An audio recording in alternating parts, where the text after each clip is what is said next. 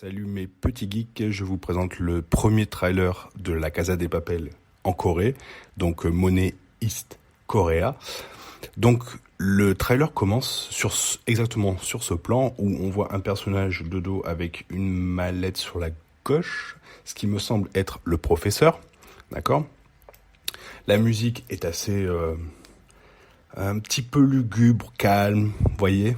C'est un peu, on voit bien sur les côtés qu'il a l'air d'être dans une pièce qui a un peu abandonnée, enfin un peu insalubre. Quand on voit les murs, c'est pas top. À moins que ça soit des peintures. En fait, on dirait des peintures, quoi. Quand je regarde mieux, on dirait des montagnes, un arbre.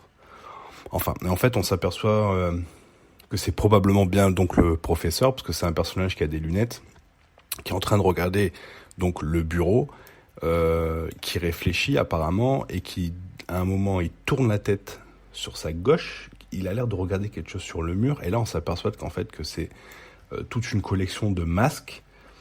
D'ailleurs, le premier et le dernier, je crois que ça va être un peu compliqué de faire un braquage avec des masques comme ça. Donc il y a bien le masque de La Casa de Papel version espagnole. Moi j'aime bien celui-là de droite aussi qui ferait un peu plus asiatique. Mais bon, je pense qu'ils vont choisir le même masque pour continuer parce que commercialement c'est plus facile pour eux. Donc on voit le professeur qui s'approche justement de cette collection de masques. Et là sur le côté on voit qu'il y a quelques trophées, va savoir où il est. On dirait qu'il est dans un musée parce qu'il a l'air d'avoir des trucs un peu vieillots là sur le côté. Et en fait, il tend la main pour choisir le masque. Donc quand on regarde, on voit sa petite moue qui fait. Je pense que son choix se porte sur celui-là du milieu. À moins qu'il change au dernier moment, on va savoir. Et là, donc, il nous présente le logo officiel de la série, Money East Korea, qui est suivi par un Joint Economic Area. Donc, rejoint l'espace économique. On va savoir ce que ça veut dire. Et ensuite, on passe directement sous une tente où on voit plein d'ordinateurs, avec un perso de... Et là, quand on s'aperçoit du perso, c'est super cool. Alors, je sais pas, pour les plus jeunes d'entre vous, je sais pas si vous faites le machin, mais en fait, c'est Sun dans Lost, et ça fait hyper plaisir de la revoir dans une grosse série comme ça. Donc, on la voit, ça fait un gros plan sur sa tête, rien de plus. Elle parle pas, il n'y a pas de personne qui parle, c'est juste pour montrer le choix du masque, mais apparemment... On pense qu'il va choisir celui-là du milieu, mais va savoir, hein, s'il pourrait changer. Et après, on nous présente le casting en fin de trailer, donc avec le professeur en premier, donc qui est joué par... Alors là, on va commencer le moment un peu gênant de la vidéo où je vais vous dire les noms en coréen. Donc c'est Woo Ji-tae, donc c'est un acteur, réalisateur et scénariste. Il a une vie plutôt remplie, on va dire. Moi, perso, le seul film que j'ai vu avec lui, c'était Old Boy de 2003 quand même, donc ça date, hein, où il a un rôle. Sinon, depuis 1998, beaucoup de films et de séries. Ensuite, on nous présente donc Sun. Donc, c'est Woo Jin, joué par Kim Yoon-jin, qui n'est d'autre donc que Sun dans Lost. Elle a un gros palmarès de récompenses en Corée. Elle a toujours été juste dans Lost, ça fait plaisir de la revoir. Ensuite, on a... Je pense celui que vous connaissez le plus grâce à Squid Game, c'est Berlin, ok, qui sera joué par Park Hae-soo. Okay. Donc lui, je vous le présente pas, hein. Il a fait un gros succès avec Squid Game sur Netflix. Donc c'est pas étonnant de le revoir dans une série Netflix. Ensuite, Tokyo, qui sera joué par une jeune actrice pleine de promesses et déjà récompensée beaucoup de fois en Corée. Moscou sera joué par un acteur du nom de Lee Won-jong, sur les petits écrans depuis 91, ainsi qu'au cinéma depuis 98, un vieux de la vieille, trop vieux pour ses conneries, je pense.